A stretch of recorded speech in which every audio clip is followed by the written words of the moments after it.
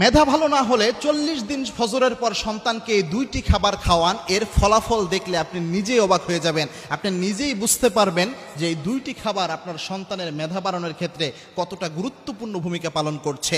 দেখেন, বর্তমান সোসাইটির একটা মারাত্মক প্রবলেম এটা, আমাদের অনেকের সন্তানের মেধাশক্তি কিছুটা দুর্বল হয়। সেক্ষেত্রে অনেকে অনেক ধরনের ডক্টর দেখেন, অনেক ধরনের খাবার অ্যাপ্লাই করেন বা অনেক আমল অনেক সময় জানতে চান।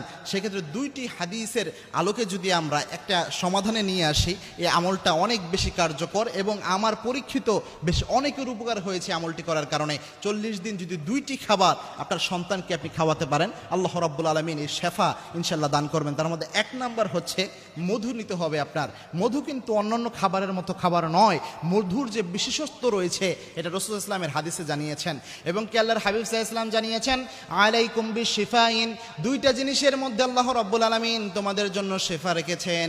একটা হচ্ছে ওয়াল আসাল ওয়াল কুরআন, একটা হচ্ছে মধু আর একটা হচ্ছে কোরআন। কোরআন এবং মধু, এই দুইটা জিনিসের মধ্যে আল্লাহ রাব্বুল আলামিন শেফা রেখেছেন। রাসূল ইসলামের সব সময়ের সুন্নাত ছিল মধু খাওয়া। 2 নাম্বার যে খাবার, সে খাবারটা হচ্ছে কালো জিরা। এই কালো জিরার ব্যাপারে রাসূল ইসলাম হাদিস জানিয়েছেন, মুসলিম শরীফে বর্ণনা এসেছে, আল্লাহর হাবিব সাল্লাল্লাহু আলাইহি সাল্লাম জানিয়েছেন, মৃত্যু ছাড়া যাবতীয় সকল রোগের ওষুধের ক্ষেত্রে কাজ করে হচ্ছে কালো জিরা। ছোট্ট বাচ্চার হাতে সকালবেলায় যখন মধু দিবেন, প্রথমে মধু দিবেন হাতের তালুতে, এরপর ওখানে কালো জিরে কিছুটা ছিটিয়ে দিবেন, দিয়ে এরপরে বাচ্চার ওই হাতের মধ্যে আপনি ফু দিবেন একটা দোয়া পরে, যে দোয়াটা রাসূল সাল্লাল্লাহু আলাইহি সাল্লাম মেধা বৃদ্ধির জন্য সবসময় পরে ফু দিতেন। একদিন ইবনে আব্বাস রাদিয়াল্লাহু তাআলা আনহু আল্লাহর হাবিব সাল্লাল্লাহু আলাইহি সাল্লামের কাছে দোয়া নিতে আসলেন। বুখারী শরীফে হাদিসটা এসেছে, বুখারী শরীফের 143 নম্বর হাদিস।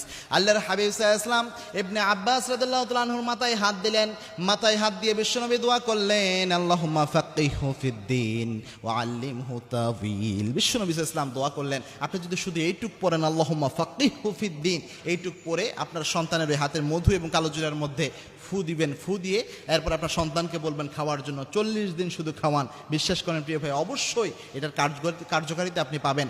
আমরা অনেক সময় এই জিনিসগুলো সিনসিয়ারলি নেই না এবং হাসি ঠাট্টার মতো করে নেই, যে এটা অনেকটা কবিরাজির মতো হয়ে যাচ্ছে কিনা। চিন্তা করতে পারবেন না, এই আমলগুলো করে অনেকেই ফল পেয়েছেন এবং কি রাসূল সাল্লাল্লাহু আলাইহি ওয়াসাল্লামের হাদিসের মাধ্যমে পাওয়া যায় আমলগুলো। আল্লাহর হাবিব সাল্লাল্লাহু আলাইহি ওয়াসাল্লাম ছিলেন, পৃথিবীতে যত ডক্টর রয়েছে, মেডিকেল সায়েন্স যত এগিয়ে যাক না কেন, আল্লাহর হাবিব সাল্লাল্লাহু আলাইহি ওয়াসাল্লামের চেয়ে, সুন্নাতের চেয়ে দামি কোনো চিকিৎসা ব্যবস্থা আপনি পৃথিবীতে পাবেন না। এবং রাসূল সাল্লাল্লাহু আলাইহি ওয়াসাল্লামের এই আমলগুলো, রাসূল ইসলাম যে খাবারগুলো প্রেসক্রাইব করেছেন, এই খাবারগুলো বর্তমান মেডিকেল সায়েন্স প্রমাণ করেছে প্রত্যেকটা খাবার স্বাস্থ্যসম্মত এবং উপকারী। মধুর ব্যাপারে মেডিকেল সায়েন্স প্রমাণ করেছেন, দৈনিক কোনো ব্যক্তি যদি মধু খায়, ওই ব্যক্তির স্মৃতিশক্তি অবশ্যই বৃদ্ধি পায় এবং স্মৃতিশক্তির যে কার্যক্ষমতা রয়েছে এটা বৃদ্ধি পায় যদি মধু এবং কালো জিরা খাওয়া যায়। সুতরাং আল্লাহ রাব্বুল আলামিন এই জিনিসগুলো বুঝার এবং আমল করার তৌফিক আমাদের সকলকে দান করুন, আল্লাহুম্মা আমিন।